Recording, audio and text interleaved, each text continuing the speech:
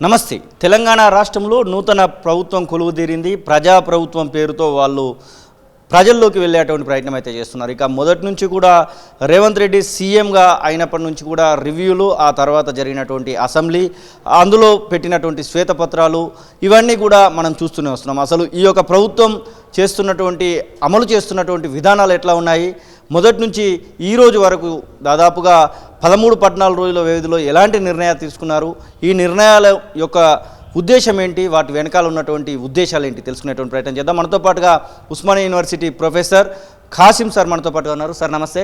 ముందుగా దాదాపుగా అందరూ కోరుకోలేదో పక్కన పెడితే దాదాపు ప్రజాస్వామికవాదులు మాత్రం ప్రభుత్వము మారాల్సినటువంటి అవసరం ఉందని చెప్పడం జరిగింది. అందులో భాగంగా కాంగ్రెస్ అయితే వచ్చినటువంటి పరిస్థితి. ఇప్పుడు కాంగ్రెస్ పార్టీ తీసుకొస్తున్నటువంటి విధానాలు ఎట్లా కనబడతా ఉన్నాయి రేవంత్ రెడ్డి ముఖ్యమంత్రి అయిన తర్వాత? అయితే ఇప్పటి వరకు కాంగ్రెస్ పార్టీ ఏ విధాన నిర్ణయం చేయలేదు కనుక దాని విధానాలు ఏమిటి అని మనం చెప్పడానికి వీల్లేదు. వాళ్ళు 6 గ్యారంటీలు అన్నారు. మొదలు 6 గ్యారంటీల మీద ఎట్లా ముందుకు వెళుతున్నారు, ప్రణాళిక ఏమిటి, బడ్జెట్ ఏమిటి, దాని అంతిమ లక్ష్యం ఏమిటి, ఇట్లాంటి విషయాల మీద ఒక విధాన పత్రాన్ని కాంగ్రెస్ ప్రభుత్వం ప్రజల ముందు పెట్టవలసిన అవసరం ఉన్నది. అది పెట్టినప్పుడు మాత్రమే దాని మీద మంచి చెడులు మనం విశ్లేషించవచ్చు. ఇక ఎన్నికల ఎజెండాలో వాళ్ళు ప్రకటించిన ఈ మాట కాకుండా రేవంత్ రెడ్డి గారు చాలా రిపీటెడ్గా అంటున్నారు. మన అసెంబ్లీలో కూడా మాట్లాడారు. ఏం మాట్లాడారంటే 7వ గ్యారంటీ ప్రజాస్వామ్య పునరుద్ధరణ అంటున్నారు. నా మేరకి నేను ఒక ఆలోచన పరుడిగా, తెలంగాణ పౌర సమాజంలో ఉన్నవాడిగా, 1996 నుంచి తెలంగాణ ఉద్యమంలో ఉన్నవాడిగా నేను కోరుకుంటున్నది కూడా ప్రజాస్వామ్యం. ఈ ప్రభుత్వాలు ఒక ముఖ్యమంత్రి పోయి ఇంకొక ముఖ్యమంత్రి వచ్చినంత మాత్రాన ప్రజల జీవితాల్లో మౌలికంగా వచ్చే మార్పు ఏమి ఉండదనేది నేను గత 30 ఏళ్ళుగా రాజకీయాలు చూస్తున్నా, మనమందరం చూస్తున్నాం, అర్థమవుతున్నదే. ప్రజాస్వామ్యం అనేది మౌలికం. తెలంగాణ సమాజంలో ఏమి లేకున్నా, జస్టిస్ సుదర్శన్ రెడ్డి గారు నిన్న ఒక మీటింగ్లో మాట్లాడుతూ అన్నం లేకున్నా సరే తెలంగాణ సమాజం ఆత్మగౌరవం లేకపోతే మాత్రం బతకలేదు అన్నాడు. నిజమది. ఇక్కడ సమ్మక్క సారక్క కాలం నుంచి అంటే ఒక 700-800 సంవత్సరాల కాలం కాకతీయ ప్రతాపరుద్రుడికి వ్యతిరేకంగా సమ్మక్క సారక్కలు చేసిన పోరాటం, ఢిల్లీ సుల్తాన్లకు వ్యతిరేకంగా, ఢిల్లీ పాలకులకు వ్యతిరేకంగా ప్రతాపరుద్రుడు చేసిన పోరాటం ఆత్మగౌరవ పోరాటం, సర్వాయి పాపన్న చేసిన పోరాటం, పండుగొల్ల సాయన్న చేసిన పోరాటం, తెలంగాణ ఉద్యమ సందర్భంలో చేసిన పోరాటం, ఇదంతా ఆత్మగౌరవ పోరాటం. ఈ ఆత్మగౌరవం ఎక్కడ ఉంటుంది అని అంటే ప్రజాస్వామ్యంలోనే రక్షించబడుతుంది. తెలంగాణ ప్రాంతంలో గత 9 సంవత్సరాలుగా ప్రజల ఆత్మగౌరవం, మేధావుల ఆత్మగౌరవం, విద్యార్థి యువజనుల ఆత్మగౌరవం, నిరుద్యోగుల ఆత్మగౌరవం దెబ్బతిన్నది కనుకనే ఈ 10 సంవత్సరాల కాలంలో అనేక పోరాటాలు నడిచాయి. అందుకే రేవంత్ రెడ్డి గారు ప్రజాస్వామ్యాన్ని ఎట్లా రక్షిస్తారు చాలా స్పష్టమైన ఒక విధాన ప్రకటన చేయవలసిన అవసరం ఉన్నది అని నాకు అనిపిస్తున్నది. అంటే మీరు చెప్పినట్టుగా రేవంత్ రెడ్డి వచ్చిన మొదటి రోజు నుంచి, ప్రమాణ స్వీకారం చేసిన మొదటి రోజే అక్కడిదక్కడే జ్యోతిరావు పూలే ప్రజాభవన్గా మారుస్తున్నాం, ప్రగతి భవన్ అనే దాన్ని తీసేస్తున్నాము, ముందున్నటువంటి కంచెలను తీసేస్తున్నాము, ఇక్కడి నుంచెల్లే నేను అప్పీల్ చేస్తున్నా, మొదటి రోజే నా దగ్గర మీరు రావచ్చు, మీరు ఏదైనా కానీ సమస్య ఉంటే నాతో చెప్పుకోవచ్చని మొదటి రోజు అయితే సీఎంఏ ఉండడం జరిగింది. ఆ తర్వాత మంత్రులు అన్నారు, ఇప్పుడు అధికారులు మాత్రం అక్కడ కనబడుతున్నటువంటి పరిస్థితి. ఈ యొక్క పనులను చూస్తూ ఉంటే ఎట్లా అనిపిస్తూ ఉంది? ఈ యొక్క సమస్యలు పట్టుకొని వస్తున్నటువంటి ప్రజలకి పరిష్కారం దొరకడానికి అవకాశం కనబడుతుందా ఈ విధానం వల్ల? అయితే పాలకులు ఎవరైనా సరే ప్రజలని నేరుగా కలవటం అనేది ఒక మంచి పని, దాన్ని ఎవరైనా అభినందించవలసిందే. అయితే ఈ పాలకులు ప్రజల్ని కలిసే పేరు మీద కేవలము పత్రికలలో, టీవీలలో వార్తల కోసం మాత్రమే దీన్ని ఒక ఉత్సవంగా జరపకూడదు. ఆచరణలో స్వీకరించిన వినతులెన్ని, పరిష్కరించిన పనులెన్ని అనేది ప్రజలకు చూపించవలసిన అవసరం ఉన్నది. రేవంత్ రెడ్డి గారు రాష్ట్రానికి ముఖ్యమంత్రి కనుక అనేక శాఖలను పర్యవేక్షించవలసి ఉంటుంది, అనేక సమస్యలను టేకప్ చేయవలసి ఉంటుంది, ఈ రాష్ట్ర భవిష్యత్తు నిర్మాణం చేయవలసి ఉంటుంది, చర్చించవలసి ఉంటుంది. ఆ క్రమంలో ఒక ముఖ్యమంత్రి 24 గంటలు పనిచేస్తే తప్ప నెరవేరని ఒకానొక స్థితి తెలంగాణలో నెలకొన్నది. ఇప్పుడు తెలంగాణ బడ్జెట్ లోట్లో ఉన్నది, అప్పుల్లో ఉన్నది. ఈ అప్పుల్లో ఉన్నటువంటి చోటు నుంచి దాన్ని కనీసము ఉద్యోగస్తులకి నెల నెల జీతం ఇచ్చే వైపుగా రాష్ట్రాన్ని, బడ్జెట్ను, ఆర్థిక విధానాన్ని నడపాలి. ఈ క్రమంలో రోజు ఒక ప్రజా దర్బారు పెట్టి ప్రజల నుంచి వచ్చే వినతుల్ని ఒక ముఖ్యమంత్రి స్వీకరించడం అనేది సాధ్యమయ్యే పని కాదు. కనుక ఏం చేయాలి? దీనికి పరిష్కారం ఏమై ఉంటుంది? మనం పౌర సమాజంలో ఉన్న పౌరులుగా మన ఆలోచన ఏమిటి అంటే, ప్రభుత్వం ఆలోచించాలి, వారి దృష్టికి మీ మీడియా ద్వారా వెళ్తుంది కనుక, ఈ తెలంగాణ రాష్ట్రంలో 4 కోట్ల మంది ప్రజలు ఉన్నారనుకుంటే, ఒక 10,000 గ్రామ పంచాయతీలు ఉన్నాయనుకుంటే, ఇవన్నీ కూడా ఒక యంత్రాంగం మీద ఆధారపడి నడుస్తాయి. ఒక గ్రామం ఉంటే, గ్రామ పంచాయతీ ఉంటే ఒక సర్పంచ్ ఉంటారు, విలేజ్ సెక్రటరీ ఉంటారు, దానిపైన ఎంఆర్ఓ ఉంటాడు, దానిపైన ఎండిఓ ఉంటారు. ఇది ఒక యంత్రాంగం నడుస్తూ ఉంటుంది. కనుక అక్కడ ఒక మండలానికి ఒక పోలీస్ స్టేషన్ ఉంటుంది. ఏ గ్రామంలో ఏ సమస్య ఉన్నది, రెవెన్యూ సమస్య ప్రధానంగా వస్తుంది మన ముందుకు, శాంతి భద్రతల సమస్య ప్రధానంగా, భూముల సమస్యలు ప్రధానంగా వస్తున్నాయి. ఆ తర్వాత గ్రామంలో వివిధ కుటుంబాల మధ్య, వ్యక్తుల మధ్య ఏర్పడే తగాదాలు ప్రధానంగా ఉంటున్నాయి. ఈ సమస్యలను పరిష్కరించడానికి నైపుణ్యం కలిగిన, నిబద్ధత కలిగిన పోలీస్ అధికారి, ఎంఆర్ఓ, ఎండిఓ, విలేజ్ సెక్రటరీ ఉంటే సరిపోతుందని నా ఉద్దేశం. మండల స్థాయి అధికారులు మాత్రం సరిపోతారు. ఒక మండలంలో 10,000 మంది గ్రామ జనాభా ఉందనుకుంటే 10,000 మంది సమస్యలతో రారు. ఈ 10,000 మందిలో 100 మంది వస్తారు. 100 మంది సమస్యలని పరిష్కరించడం పెద్ద విషయం కాదు. కనుక గ్రామం నుంచి యంత్రాంగాన్ని నిర్మాణం చేసి ఆ యంత్రాంగాన్ని పగడ్బందీగా తయారు చేసినప్పుడే సమస్యలు పరిష్కరించగలరు తప్ప, ఆయన రోజు దర్బారు పెడితే ఆయన రోజు అక్కడనే కూర్చోవాల్సి వస్తుంది. రాష్ట్ర పరిపాలన ఎవరు చేయలేరు. కనుక ఈ కలెక్టర్ నుంచి మొదలు పెడితే కింది వరకు ప్రభుత్వ యంత్రాంగాన్ని, బ్యూరోక్రసీని తర్ఫీదు ఇవ్వాలి, నిబద్ధత పెంచాలి. పని సరిగ్గా చేయకపోతే, ప్రజల వద్దకు వెళ్ళకపోతే, ప్రజలకు సమయం ఇవ్వకపోతే వాళ్ళ వెంటనే చర్య తీసుకోవాలి. చర్య తీసుకునే యంత్రాంగం కూడా ఉండాలి. అప్పుడు మాత్రమే ఈ సమస్యల పరిష్కారం లభిస్తుంది. ఇక ఆ తర్వాత భవనాలకు పేరు మార్చడం అనేది ఇది ఒక రాజకీయపరమైన అంశం. మనం చూస్తూ ఉంటాం. అంబేద్కర్ విగ్రహానికి 10 సంవత్సరాల కాలంలో ట్యాంకు బండి మీద ఒక్కనాడు కూడా వచ్చి దండ వేయనటువంటి కేసీఆర్ గారు ఏకంగా 125 అడుగుల విగ్రహాన్ని నిర్మాణం చేసి సచివాలయానికి ఆయన పేరు పెట్టాడు. ఏంటట దీనివలన తెలంగాణ సమాజంలో ఉన్నటువంటి 18% మంది దళితులకి ఏమిటి లాభం? వాళ్ళ జీవితంలో మార్పేం వస్తుంది, వారి ఆర్థిక సమస్యల్లో మార్పేం వస్తుంది, వాళ్ళ విద్యారంగంలో మార్పేం వస్తుంది, వాళ్ళ జీవన ప్రమాణంలో ఏం మెరుగుదల వస్తుంది? ఇది మనం చర్చించవలసిన అంశం. కనుక గోడలకి పేర్లు తీసేసి పేర్లు పెట్టడం, బోర్డులకి పేర్లు తీసేసి కొత్త పేర్లు పెట్టడం అనేది పొలిటికల్ పార్టీలకి అదొక ఎన్నికల ఎత్తుగడగా ఉంటుంది. నేను దాన్ని కాదనను, వాళ్ళ పని వాళ్ళు చేసుకొని. కానీ అవి మాత్రమే ప్రజల జీవితాల్లో మార్పు తీసుకురావు. మహాత్మా జ్యోతిరావు పూలే బీసీ సామాజిక వర్గానికి చెందినవాడు, భారతదేశంలో మొట్టమొదటి సంఘ సంస్కర్త. ముఖ్యంగా ఆయన విద్య కోసం పరితపించినవాడు. స్త్రీలకు నాణ్యమైన విద్య స్త్రీలకు అందించాలని కోరుకొని పోరాటం చేసినవాడు. ఆ క్రమంలో స్త్రీలకి పాఠశాల పెడితే 1848లో దేశంలో మొట్టమొదటి స్త్రీల పాఠశాల నెలకొల్పినవాడు మహాత్మా జ్యోతిరావు పూలే. ఆయన భార్య అందులో టీచర్గా ఉన్నది సావిత్రిబాయి పూలే. ఆ క్రమంలో ఊళ్ళో ఉన్న పెద్ద మనుషులందరూ అమ్మాయిలకి చదువు చెప్పకూడదు, అమ్మాయిలకి చదువు చెప్పడం హిందూ మతానికి వ్యతిరేకం అని చెప్పి ఆ ఇంటి మీద దాడి చేశారు. తండ్రిని, మహాత్మా జ్యోతిరావు పూలే తండ్రిని ఇబ్బంది పెట్టి, మీ పిల్లలు పెట్టిన బడిని మానేస్తారా లేదంటే ఊరిని వదిలి వెళ్ళిపోతారా అని అంటే, అప్పుడు తండ్రి పూలేని పిలిచి, నీవు ఇంట్లో ఉంటావా పాఠశాల మూసేస్తావంటే, నేను పాఠశాల నడుపుతాను కానీ ఇల్లు వదిలి వెళ్ళిపోతానని భార్యను తీసుకొని బట్టలు చదువుకొని ఇల్లు వదిలి వెళ్ళిపోయాడు. అంటే విద్య కోసం మహాత్మా జ్యోతిరావు పూలే తన జీవితాన్ని తర్పణ చేశాడు, పణంగా పెట్టాడు, తన జీవితం అంతా కృషి చేశాడు. అట్లాంటి మహాత్మా జ్యోతిరావు పూలే పేరు పెట్టడం వలన ఈ దేశంలో దళితులకి, బహుజనులకి ఏం జరుగుతుంది? ఏం జరగదు. ఏం జరగాలి? ఏం చేయాలి ప్రభుత్వం అంటే, ప్రభుత్వ విద్యని పటిష్టం చేయాలి. ఇప్పుడు మనం ఉస్మానియా యూనివర్సిటీలో నిలబడి ఇంటర్వ్యూ చేస్తున్నాం. ఈ ఉస్మానియా యూనివర్సిటీలో అమ్మాయిల శాతం, ఇక్కడ చేరిన అమ్మాయిల శాతం 73%. అంటే 100 సీట్లుంటే 100 సీట్లో 70 మంది అమ్మాయిలే చేరుతున్నారు. 73%. ఈ అమ్మాయిలందరూ ఎక్కడి నుంచి వస్తున్నారు? పేద వర్గాల నుంచి. ఎస్సీలు, ఎస్టీలు, బీసీలు, పేద వర్గాల అమ్మాయిలు వస్తున్నారు. ఈ పేద వర్గాల అమ్మాయిలకి నాణ్యమైన విద్య అందించడం కోసం మీ ప్రభుత్వం ఏం చేస్తుందో దాన్ని ముందు పెట్టండి. మహాత్మా జ్యోతిరావు పూలే పేరును ప్రగతి భవన్కు పెట్టాము. సేమ్ టైం పేరు మాత్రమే కాదు, మేము ఆచరణలో ఉస్మానియా విశ్వవిద్యాలయానికి నేను ఇక్కడ మీ మీడియా వేదిక ద్వారా రేవంత్ రెడ్డి గారి ముందు, కాంగ్రెస్ ప్రభుత్వం, తెలంగాణ ప్రభుత్వం ముందు నిర్దిష్టమైన ప్రతిపాదనలు పెడుతున్నా. ఉస్మానియా విశ్వవిద్యాలయానికి 20 సంవత్సరాలుగా బ్లాక్ గ్రాంటు నిధులు లేకపోవటం మూలంగా ఈ విశ్వవిద్యాలయం అనేక సమస్యలకు గురి అవుతున్నది.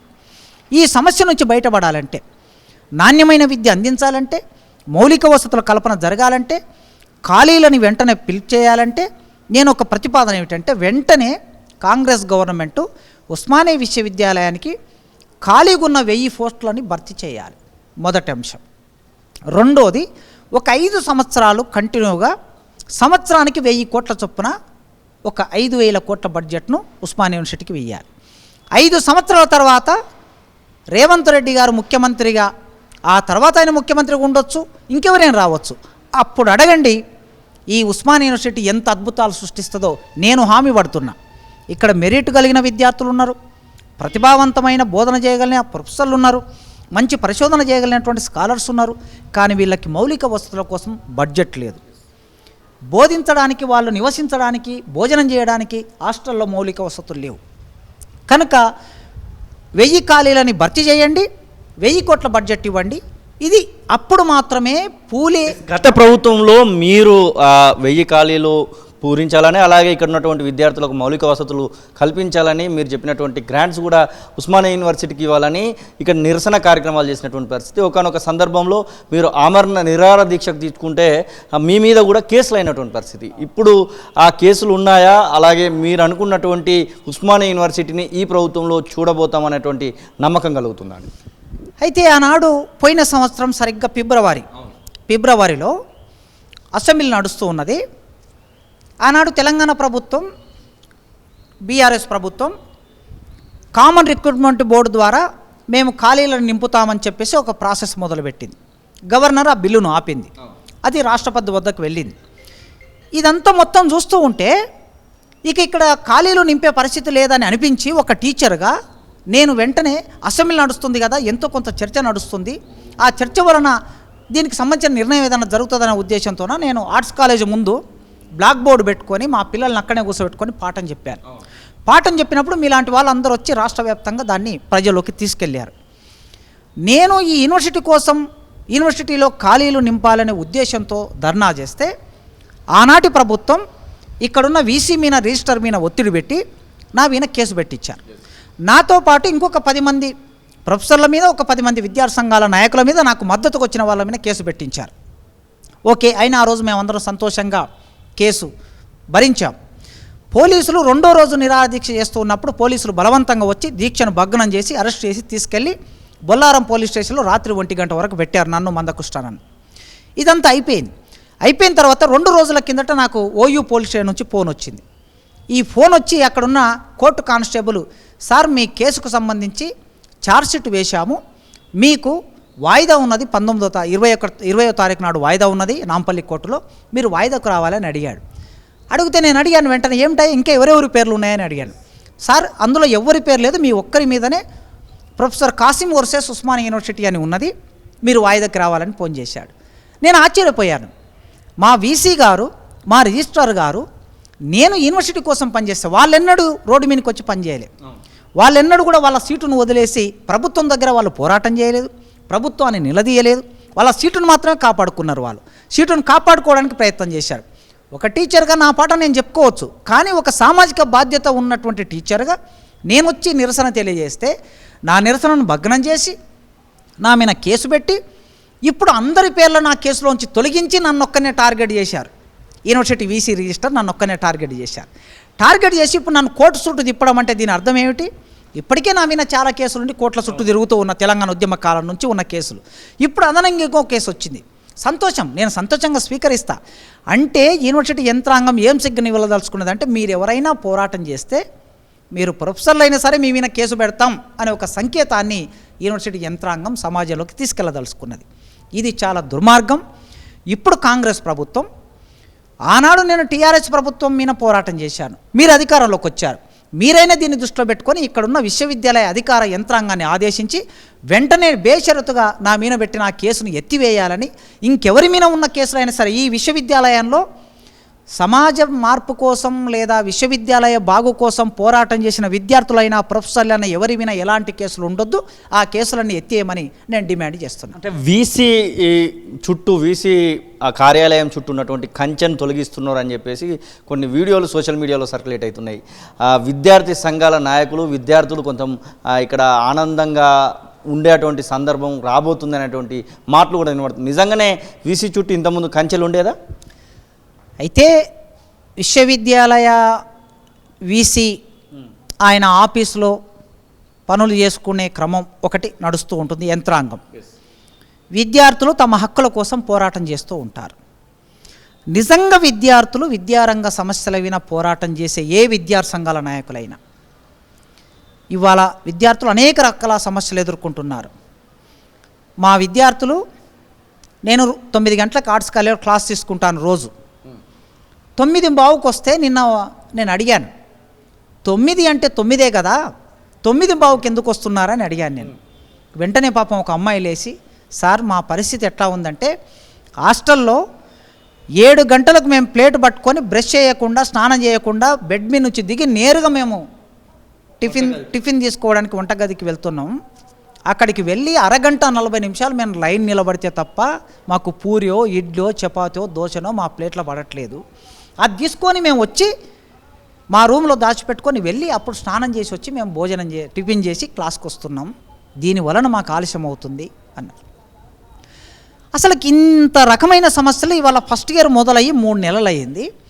3 నెలల నుంచి విద్యార్థినులు ఈ సమస్యలు ఎదుర్కొంటే ఒక్క విద్యార్థి సంఘం కూడా ఈ విషయం మీద మాట్లాడలేదండి. నేను ఆశ్చర్యపోయాను. ఇప్పుడు మీరు వచ్చారు కనుక మీతో మాట్లాడుతున్నా, సమాజానికి ఈ సమస్యని చేరవేస్తున్నా. నిన్న ఒక మిత్రుడు వచ్చాడు కనుక చేరవేస్తుంది. మరి ఈ యూనివర్సిటీలో ఉన్న విద్యార్థి సంఘాలు ఈ సమస్యను ఎందుకు పట్టించుకోవట్లేదు? విద్యార్థినులకి హాస్టల్లో భోజనం నాణ్యంగా లేదని వాళ్ళు కంప్లైంట్ చేస్తున్నారు. అక్కడ సమస్యలు మౌలిక వసతులు లేవని కంప్లైంట్ చేస్తున్నారు.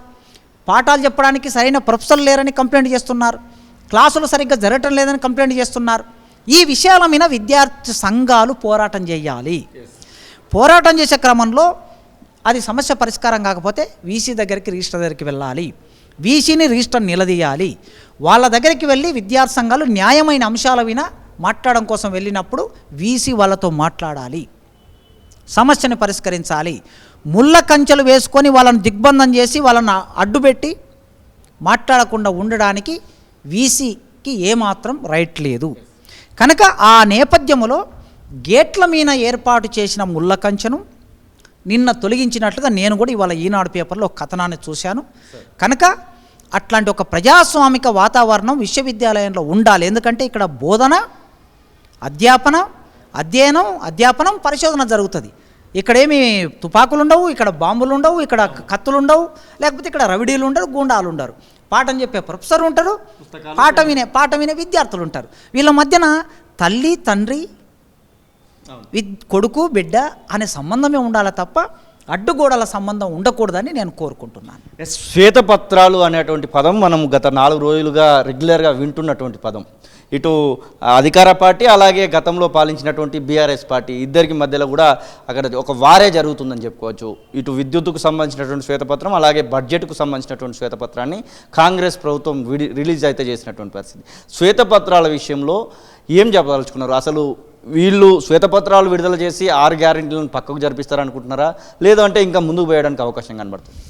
అయితే ప్రతి ప్రభుత్వం తన అధికారంలోకి వచ్చినప్పుడు శ్వేతపత్రం ప్రకటించడం అనేది ఒక మంచి సంప్రదాయం. ఎందుకంటే ప్రజలకు వాస్తవాలు తెలుస్తాయి. ఏ రంగంలో, ఏ ప్రభుత్వ రంగంలో ఎంత డబ్బు ఉంది, ఎంత ఖర్చు అయింది, తమకు ముందున్న ప్రభుత్వం ఏం చేసింది అని ప్రజల ముందు ఓపెన్గా చట్టసభల్లో చర్చ చేయటం చాలా మంచిది, సంతోషం. కానీ కేవలం గత ప్రభుత్వాన్ని విమర్శించడం కోసం శ్వేతపత్రం ఉండకూడదు. రేపు రాబోయే కాలంలో ఈ గత ప్రభుత్వం ఈ లోపాలు చేసింది, మేము దీన్ని సవరించడం కోసం ఈ విధాన నిర్ణయాలు చేయబోతున్నాం. గత ప్రభుత్వం ఇక్కడ ఈ డబ్బును వృధాగా ఖర్చు చేసింది, మేము రేపు ఇక్కడ ఒక్క పైసా కూడా వృధాగా ఖర్చు చేయనటువంటి మా ప్రత్యామ్నాయ ప్రణాళిక ఇది అని చెప్పవలసిన అవసరం ఉండింది. మరి ఎందుకో కానీ ఈ కాలంలో ఈ వారం రోజులు జరిగినటువంటి అసెంబ్లీ సమావేశాల్లో ప్రతిపక్ష పార్టీ మొన్నటి వరకు అధికారంలో ఉన్న బీఆర్ఎస్ పార్టీ మీద విమర్శ పెట్టడం మేరకే సమయాన్ని అంతా కేటాయించుకున్నారు. రేపు రాబోయే ఎంపీ ఎలక్షన్ల కోసం రాజకీయ ఎత్తుగడలు చాలా ఉంటాయి. ప్రతిపక్ష పార్టీకి ఉంటాయి, అధికార పార్టీకి ఉంటాయి. కానీ దాని వలన తెలంగాణ సమాజానికి లాభం జరగదు. తెలంగాణ సమాజానికి లాభం జరగాలంటే శ్వేతపత్రం ముందుకు ఇది శ్వేతపత్రం, ఇది మా ప్రత్యామ్నాయమైన అభివృద్ధి నమూనా అని చెప్పవలసిన అవసరం రేవంత్ రెడ్డి గారికి ఉండే, అది చేయలేదు. ఇప్పటికైనా సభలు నిరవధిక వాయిదా పడింది. నిరవధిక వాయిదా పడింది కనుక ఒక్కొక్క మంత్రి ముఖ్యమంత్రి అధికారులతో సమావేశం ఏర్పాటు చేసి ఒక 3 రోజుల 4 రోజుల మొత్తం మీరు సమీక్ష చేయండి. ఇవాళున్న సాంకేతిక పరిజ్ఞానంలో ఒక్క రోజుతో మొత్తం విషయాలన్నింటి ఒక దగ్గర తీసుకురావచ్చు. మీరు సమీక్ష చేసి ఒక 2-3 రోజులు అధికారులకి సమయం ఇచ్చి ఆ అధికారులు కొత్త ప్రతిపాదనలు తీసుకొని వస్తారు. ఆ కొత్త ప్రతిపాదనలు ప్రజల ముందు ఉంచండి. ఓపెన్గా పబ్లిక్ డొమైన్లో వెబ్సైట్లలో ఉంచండి, మీడియా ముందు ప్రచారం చేయండి. చేసినప్పుడు పౌర సమాజం కూడా యాక్టివ్గా మీరు పెట్టే కొత్త ప్రతిపాదనలు ఎంత మేరకి తెలంగాణ సమాజ అభివృద్ధికి ఉపయోగపడతాయో పౌర సమాజం కూడా మాట్లాడుతుంది, మేధావులు మాట్లాడతారు. ఆయా రంగాలలో నిష్ణాతులైన వాళ్ళు ప్రభుత్వం కన్నా ఎక్కువగా ప్రభుత్వం బయట ఉంటారు, వాళ్ళ సూచనలు కూడా ఇస్తారు. వీటన్నిటిని తీసుకొని ముందుకు వెళ్ళటం మూలంగా రేవంత్ రెడ్డి గారి ప్రభుత్వానికి ప్రయోజనం ఉంటుందనేది నేను భావిస్తున్నాను.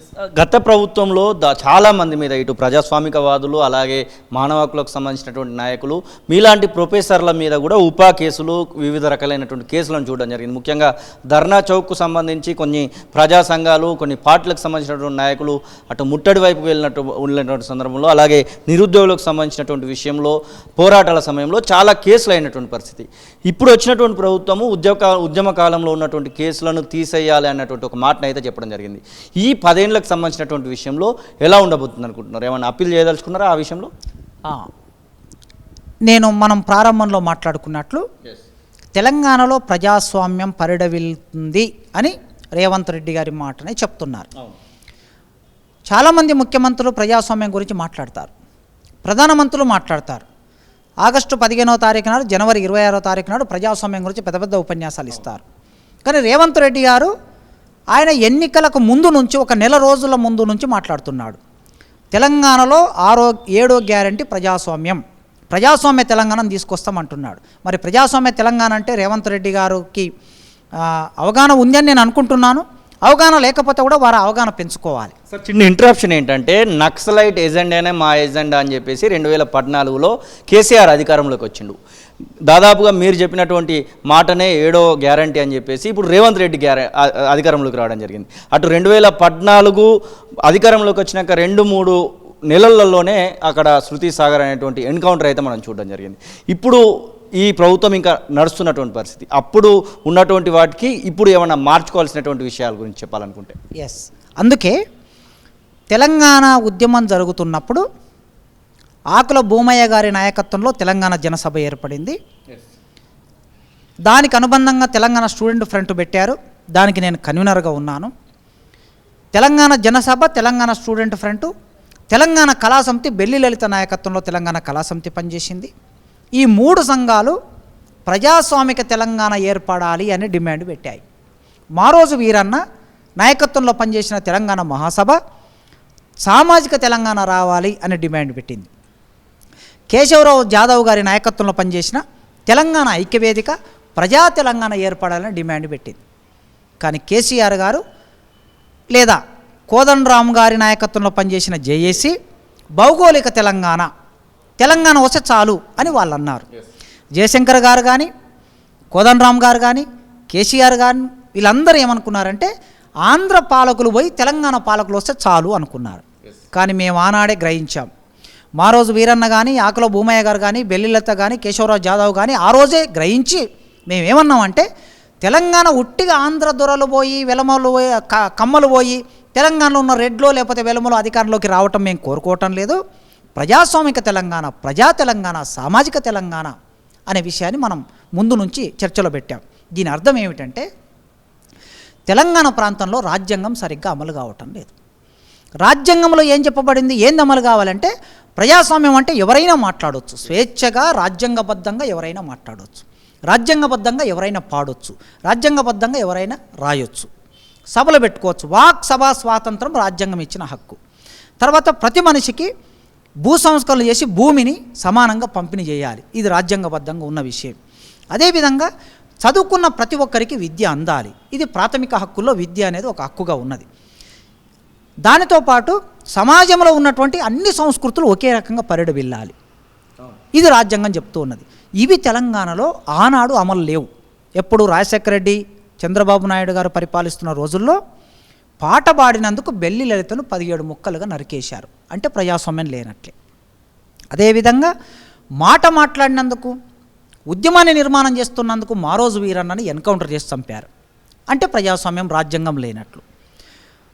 భువనగిరి డిక్లరేషన్ సభలో 1997 మార్చిలో జరిగిన భువనగిరి డిక్లరేషన్ సభలో అమ్మా తెలంగాణమా ఆకలి కేకల గానమా అని గద్దరన్న మొదటిసారి తెలంగాణ గురించి పాట పాడినందుకు ఏప్రిల్లో ఆయన మీద కాల్పులు జరిపారు. అంటే ఇక్కడ ప్రజాస్వామ్యం లేనట్లు. ఈ విధంగా మనం మాట్లాడుకుంటూ పోతే ఎన్కౌంటర్లు జరిగాయి, కేసులు పెట్టారు, నిర్బంధించారు, సభలకు పర్మిషన్ ఇవ్వలేదు. తర్వాత కనకాచారి గారని తెలంగాణ జనసభలో పనిచేస్తూ ఉండేవాడు. ఆయన తెలంగాణ కోసం పాలమూరు జిల్లా కరువుకు వ్యతిరేకంగా పోరాటం చేస్తున్నాడు కనకాచారి. ఈ కనకాచారిని నల్లదండు ముఠాలు, నయీం నాయకత్వంలో నల్లదండు ముఠాలు స్కూలుకు వెళ్ళి వస్తున్నటువంటి టీచర్ను మధ్యలో కిడ్నాప్ చేసి చంపేశారు. అంటే ప్రజాస్వామ్యం లేనట్లు.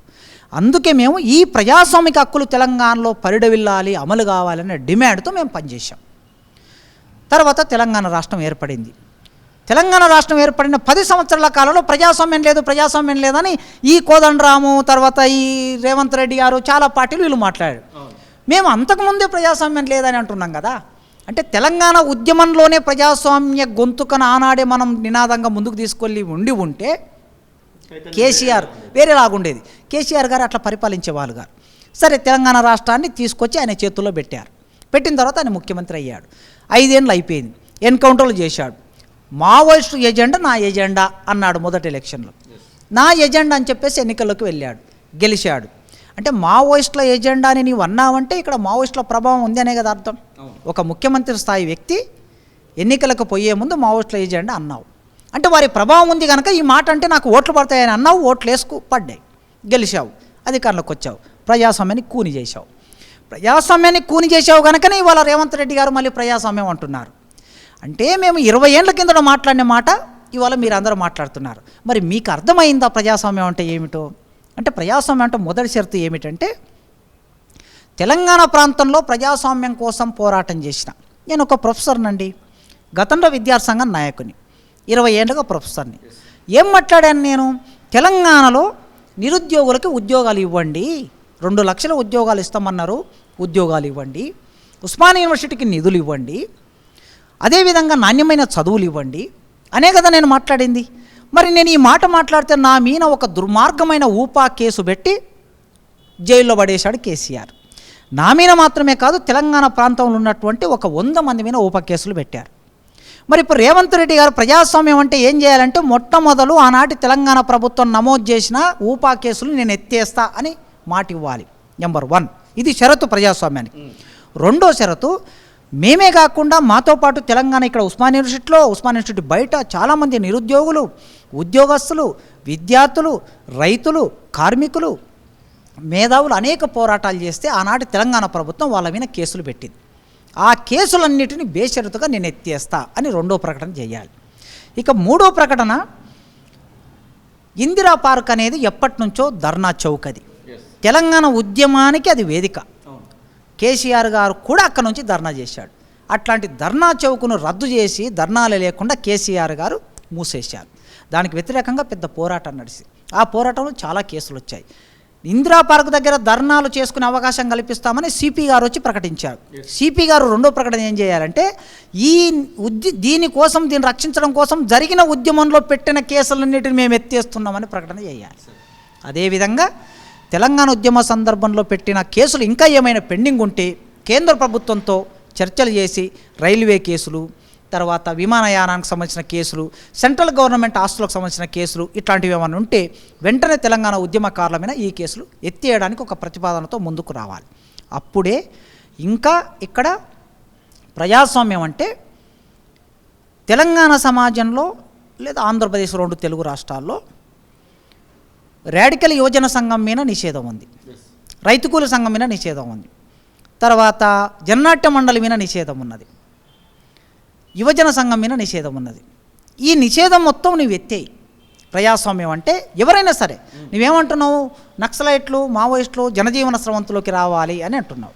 మరి జనజీవన స్రవంతిలోకి వచ్చి వాళ్ళు పనిచేసుకోవాలంటే నువ్వేం చేయాలి, వాళ్ళ మీద ఉన్న నిషేధం ఎత్తేసినాక వాళ్ళు వచ్చి రాజ్యాంగబద్ధంగా పనిచేస్తారా, ఎట్లా పనిచేస్తారు అంటే ప్రజాస్వామ్యము పరిడవిల్లడం కోసం, ప్రజాస్వామ్యము విస్తరించడం కోసం వారి పాత్రను కూడా నీవు స్వీకరించాలంటే మొట్టమొదలు వాళ్ళ మీద ఉన్న నిషేధం ఎత్తేయాలని మీ మీడియా ద్వారా ప్రభుత్వం ముందు ఒక ప్రతిపాదన పెడుతున్నా. కనుక ప్రజాస్వామ్యం ఇన్ని రకాలుగా విస్తరిస్తుంది. కేవలం మాటల్లో ప్రజాస్వామ్యం మాత్రమే కాకుండా ఒక ఇంటిలో ఉండే ఒక తల్లి శోకం పెట్టకుండా జీవించడం ప్రజాస్వామ్యం, ఒక భార్య బాధలు లేకుండా జీవించడం ప్రజాస్వామ్యం, బాల్యంలో ఉన్న చిన్న పిల్లలు సంతోషకరమైన జీవితాన్ని జీవించడం ప్రజాస్వామ్యం. మరి వాళ్ళ తెలంగాణ రాష్ట్రాన్ని తాగుబోతుల రాష్ట్రంగా మార్చేశారు గత ప్రభుత్వం. తాగుబోతుల రాష్ట్రంగా మార్చేసిన ఈ ప్రభుత్వంలో నీవేం ప్రకటించాలంటే కొత్త ప్రభుత్వం మద్యపాన నిషేధాన్ని ఎందుకు పెట్టకూడదండి? ఎన్టీ రామారావు మద్యపాన నిషేధాన్ని అమలు చేశాడు కదా, మీరు మద్యపాన నిషేధాన్ని అమలు చేయండి. అంటే దాని నుంచి 30,000 కోట్లు వస్తుంది, 40,000 కోట్లు వస్తుందని ఆదాయం చూస్తున్నాం. కానీ ఆదాయం కాదు మనం చూడవలసింది ఆరోగ్యం. ఇక్కడున్న యువతరం 20 ఏళ్ళ పిల్లలు 30 ఏళ్ళ పిల్లలు తమ శరీరాన్నంతా మద్యపానానికి లేదా మాదక ద్రవ్యాలకి బానిసలుగా మారిపోయి పని చేయకుండా ఉన్నారు. వాళ్ళు వచ్చి పని చేస్తే వాళ్ళ ఉత్పత్తి పెంచితే ఆ ఉత్పత్తి ద్వారా అమ్మి వచ్చినటువంటి ఉత్పత్తిని వ్యవసాయ రంగంలో ఉత్పత్తి, పరిశ్రమల ఉత్పత్తి, సేవల్లో ఉత్పత్తి, వీటి ద్వారా నీవు ఆదాయాన్ని సంపాదించు. అంతేగాని ఈ తాగుబోతుల తెలంగాణగా మార్చేసి ఇక్కడ భర్త చనిపోతే భార్య దుఃఖం పెడుతుంది, కొడుకు చనిపోతే బిడ్డ దుఃఖం పెడుతుంది, తండ్రి చనిపోతే పిల్లలు దుఃఖం పెడుతున్నారు. ఇది ప్రజాస్వామ్యం లేని స్థితి. దీన్ని ఎట్లా పునరుద్ధరిస్తామనేది కాంగ్రెస్ గవర్నమెంట్ ప్రకటించాలని నేను ఈ సందర్భంగా డిమాండ్ చేస్తున్నాను. చాలా వరకు అసెంబ్లీ సాక్షిగానే ఎర్రజెండా పార్టీల గురించి న్యూ డెమోక్రసీ అలాగే సిపిఎం ఇంకా చాలా ఇక్కడ ఉండాల్సినటువంటి పరిస్థితి ఉండే, వాళ్ళు కూడా ప్రాబల్యం కలిగినటువంటి వాళ్ళే అందరినీ పిలుస్తాము, అందరినీ కూడా కూర్చుండబెట్టి మేము విస్తృతంగా వాళ్ళ నుంచి వెళ్ళి తీసుకునేటువంటి సలహాలు తీసుకుంటామని చెప్తున్నారు. మీలాంటి వాళ్ళకు కూడా అవకాశం వస్తుంది, మీరు కూడా ఏమైనా సలహాలు ఇవ్వదలుచుకుంటే రమ్మంటారు ఈ ప్రభుత్వంలోనైనా అన్నటువంటి ఆశ ఏమైనా కలుగుతుందా? నాకు ప్రభుత్వాల దగ్గరికి వెళ్ళి సూచనలు ఇవ్వవలసిన అవసరం నాకు లేదు. నాకు మీరున్నారు ప్రజల గొంతుగా. ఇది 4th estate, media 4th estate. ఈ 4th ఎస్టేటు దేనినైనా ఏమైనా చేయగలదు. ఎప్పుడో నెపోలియన్ అన్నాడని చరిత్రలో చదువుతూ ఉంటా. 100 తుపాకుల కన్నా 1000 తుపాకుల కన్నా ఎదురొడ్డి పోరాటం చేస్తా కానీ ఒక్క కళనికి తల వంచి నమస్కారం చేస్తా అని నెపోలియన్ అన్నాడని చరిత్రలో చదువుతాం. కనుక మీడియా ఒక ప్రజల ఆకాంక్షల్ని, ప్రజల ఆలోచనల్ని ప్రతిబింబించి ప్రభుత్వం ముందు పెడుతుంది. నా ఆలోచనలు మీ ద్వారా నేను ప్రభుత్వం ముందు పెడుతున్నా, వివిధ సభలు సమావేశాల ద్వారా ప్రభుత్వం ముందు పెడుతున్నా. నేను రెగ్యులర్గా పత్రికల్లో వ్యాసాలు రాస్తూ ఉంటా, ఆ అభిప్రాయాల ద్వారా ప్రభుత్వం ముందు పెడుతూ ఉన్నా. కనుక వాటి ద్వారా ప్రభుత్వం వినొచ్చు, చేయాలనుకుంటే చేయొచ్చు. ఎందుకంటే మేమంతా ప్రజల పక్షం నిలబడి మాట్లాడుతూ ఉంటాం. వైయక్తికమైన ప్రయోజనాలు, వైయక్తికమైన పదవులు ఆశించేటటువంటి వాళ్ళం కాదు. గనక నాకు ఈ సమాజం, తెలంగాణ సమాజం ఒక మంచి గౌరవప్రదమైన ఉద్యోగాన్ని కల్పించింది. ఈ సమాజం ఇచ్చిన ఉద్యోగం ఇది, ఈ సమాజం ఇచ్చిన చదువు నాకు ఇది, ఈ సమాజం ఇచ్చిన జ్ఞానం. కనుక ఈ సమాజం నాకు జీతం ఇస్తుంది, నెలకి 2 లక్షలకు పైగా జీతం ఇస్తుంది. ఇది సంపూర్ణం. నేనేం చేయాలి? తిరిగి నా సమాజానికి చేయాలి. వారి పిల్లలకి పాఠాలు చెప్పాలి, ఆ సమాజం నుంచి వచ్చిన పిల్లలకి మంచి పరిశోధన చేయించాలి, ఆ సమాజానికి వచ్చిన సమస్యల్ని నాకు నాలెడ్జ్ ఇచ్చి గొంతునిచ్చారు కనుక వాళ్ళ వైపు నిలబడి నేను మాట్లాడాలి. ఇది నేను చేయగలను. ఈ పద్ధతిలో ముందుకెళ్దాం. Thank you sir, thank you so much. ఇది ప్రొఫెసర్ కాశీం సార్ చెప్తున్నటువంటి ఖచ్చితంగా ఈ ప్రభుత్వంలో తీసుకోవాల్సినటువంటి జాగ్రత్తలు, అలాగే ప్రజాస్వామ్యం అంటే ఎట్లా ఉండాలి అనేటువంటి విషయాన్ని అయితే ప్రస్ఫుటంగా ప్రభుత్వానికి అయితే సూచించినటువంటి పరిస్థితి. ఇక కేసుల విషయంలో కూడా ప్రభుత్వం ఖచ్చితంగా ఆలోచించాల్సినటువంటి అవసరం ఉంది. ముఖ్యంగా ఉపా కేసులకు సంబంధించినటువంటి విషయంలో, అలాగే విద్యార్థి ఉద్యమకారుల మీద, అలాగే విద్యార్థుల కోసం కొట్లాడినటువంటి ప్రొఫెసర్లు, కాశీం సార్ లాంటి ప్రొఫెసర్ల మీద ఉన్నటువంటి కేసులను కూడా కొట్టేసే విధంగా ప్రభుత్వం చొరవ తీసుకోవాల్సినటువంటి అవసరం అయితే ఉంది. చూద్దాం మరి. ఇప్పటివరకు అయితే శ్వేతపత్రాల దగ్గరనే ఈ ప్రభుత్వం యొక్క పని మాత్రం ఆగి ఉంది.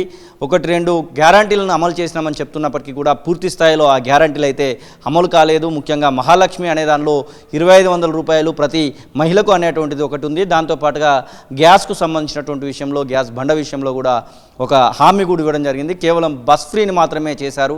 అలాగే ఆరోగ్యశ్రీ విషయంలో 10 లక్షలు అనేది అయితే అమలు చేస్తున్నటువంటి పరిస్థితి. ఖచ్చితంగా ఈ ప్రభుత్వంలో మార్పులు వస్తాయి అన్నటువంటి ఆశాభావంతో తెలంగాణ ప్రజలు, అలాగే ప్రొఫెసర్ ఖాసిం సార్ లాంటి వాళ్ళందరూ కూడా ఆశిస్తున్నటువంటి పరిస్థితి. కెమెరా పర్సన్ సతీష్తో శ్రీనివాస్, తొలి వెలుగు, ఉస్మానియా యూనివర్సిటీ, హైదరాబాద్.